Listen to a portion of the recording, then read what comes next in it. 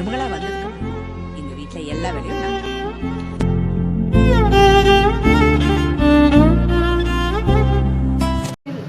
இப்போ நம்ம மட்டன் பிரியாணி செய்ய போகிறோம். 1/2 கிலோ மட்டன், 1/2 கிலோ அரிசி. அதுக்கு எண்ணெய் முதல்ல ஊற்றிக்கிறேன், ரீஃபண்ட் ஆயிலு. இதில் ஒரு 5 ஸ்பூன் எண்ணெய்.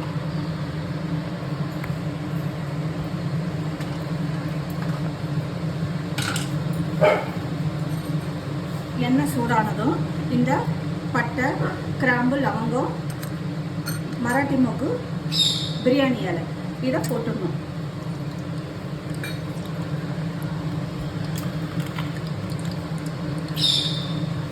அது பொரியட்டும். பொரிஞ்சு வர வரையும் நம்ம வெயிட் பண்ணுவோம். பொரிஞ்சிடுச்சு. இப்போ நம்ம வெங்காயத்தை சேர்த்துக்கலாம். 1/2 கிலோவுக்கு நான் சின்ன சைஸில் ஒரு 3 வெங்காயம் எடுத்துருக்கேன்.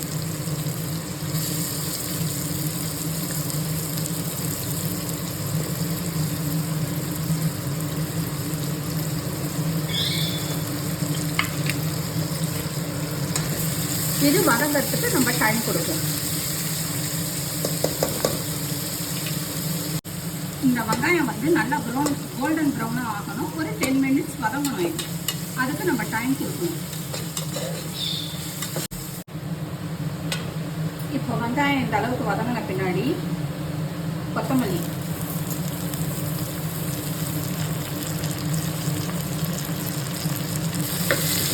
ஒரு செகண்ட் வதக்கணும். ஒரு கைப்பிடி, உங்கள் கை அளவு ஒரு கைப்பிடி கொத்தமல்லி. அது வதங்கினோடனே புதினா,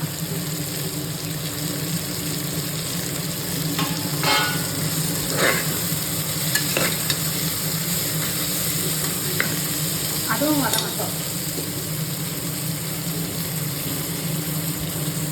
அதுவும் வதங்கின பின்னாடி நம்ம மட்டனில் மிளகாத்தூள் போட்டு வேக வச்சுருக்கோம். இந்த ரைஸுக்கான காரம் போட்டால் போதும். இப்போது நான் பச்சை மிளகாய் இதெல்லாம் அதிகமாக சேர்த்துக்கிறதுனால எனக்கு 1/2 ஸ்பூன் போதும். 1/2 ஸ்பூன் மிளகாத்தூளை இதிலேயே ஆட் பண்ணிடுவோம். ரைஸ் நல்ல கலராக வரும், அதுக்காக தான். இப்போ இது நல்லா வதங்கிடுச்சு.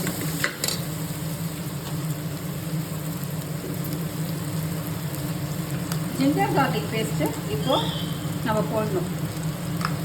நான் ஏற்கனவே மட்டனில் போட்டு வேக வச்சுருக்கேன். 1/2 கிலோவுக்கு 1/2 ஸ்பூன், சின்ன ஸ்பூன் தான் இது, 1/2 ஸ்பூன் போட்டிருக்கேன்.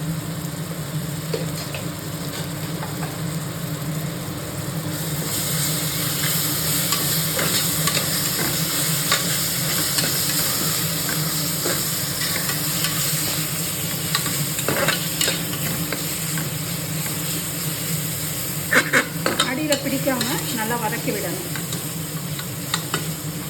வதங்கின பின்னாடி நம்ம தக்காளி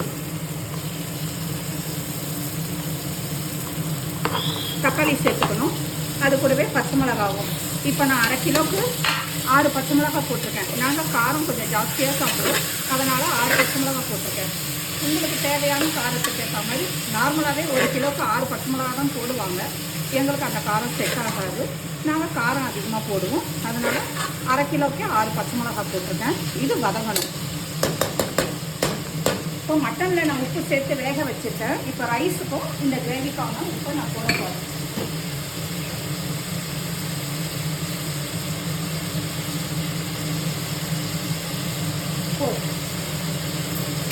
ஒரு 1/2 ஸ்பூன் உப்பு, 1/2 ஸ்பூன் உப்பு போட்டால் சரியாக இருக்கும் உப்பு. இப்போ இதை வேகத்துக்கு நம்ம டைம் கொடுக்கணும். மட்டன் மசாலா கொஞ்சம், இது பிரியாணி மசாலா கொஞ்சம், ஒரு ஸ்பூன், 2 ஒவ்வொரு ஸ்பூன் போட்டு நல்லா வதக்கணும். இப்போ நம்ம தயிரை ஆட் பண்ணிக்கலாம். தயிர் எதுக்குன்னா சாதம் நல்லா சாஃப்டாக இருக்கும். நம்ம மட்டனில் வேக வைக்கும் போதும் தயிர் விட்டு தான் வேக வைக்கணும்.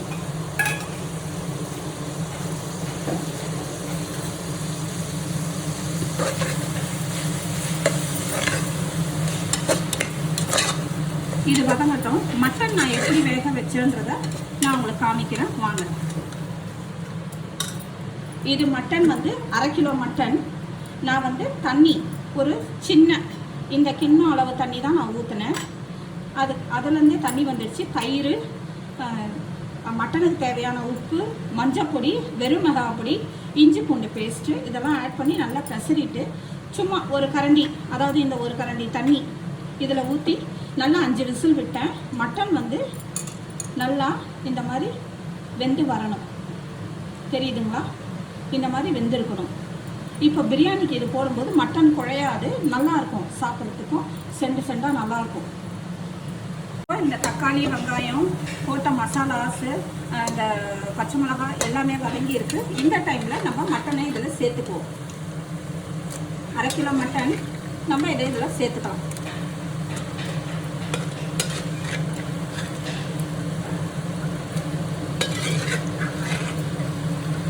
பிரியாணி வந்து நிறைய வகை செய்யலாம். அரைச்சி விட்டு செய்யலாம், 1 pot பிரியாணியாகவும் செய்யலாம், தம் போட்டும் செய்யலாம், வடி பிரியாணியும் செய்யலாம், நிறைய செய்யலாம். நான் ஒவ்வொரு ரெசிபியாக ஒவ்வொரு டைம் போடுறேன். ஓகேங்களா? இப்போ இதை நல்லா வதங்கிடுச்சு. அந்த மட்டன்லாம் காரம் சேர்ந்துடுச்சு எல்லாம் ஃபுல்லாக.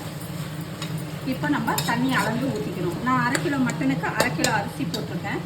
அதுக்கான தண்ணியை நான் அளந்து ஊற்றுறேன்.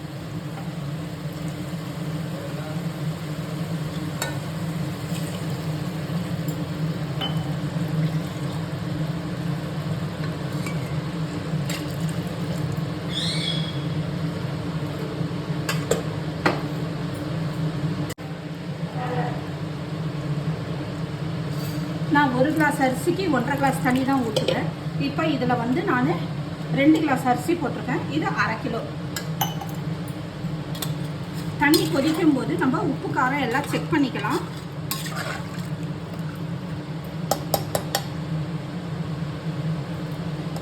எனக்கு கரெக்டாக இருக்குது.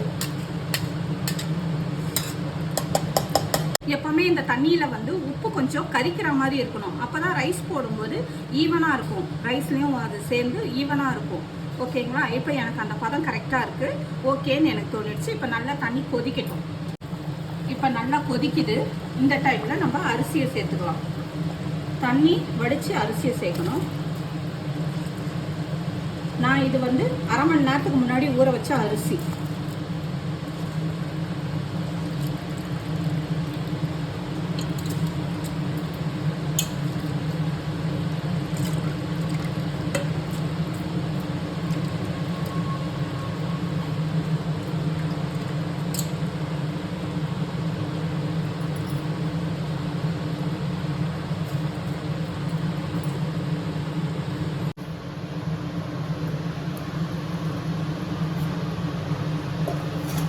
இப்போ லேசாக கலரி விடணும்.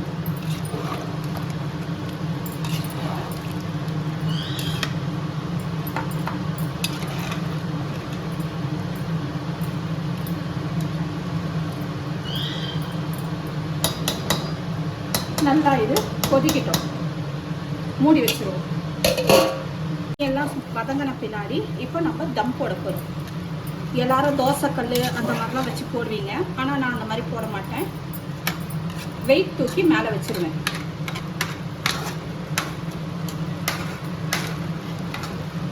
இப்போ இந்த மாதிரி நல்லா பரப்பி விட்டுட்டு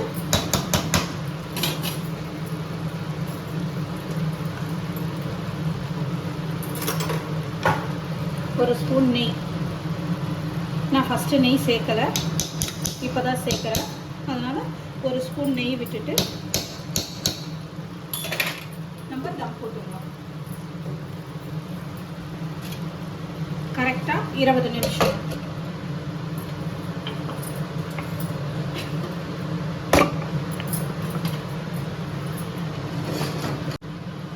இப்போ 15 மினிட்ஸ் ஆயிடுச்சு.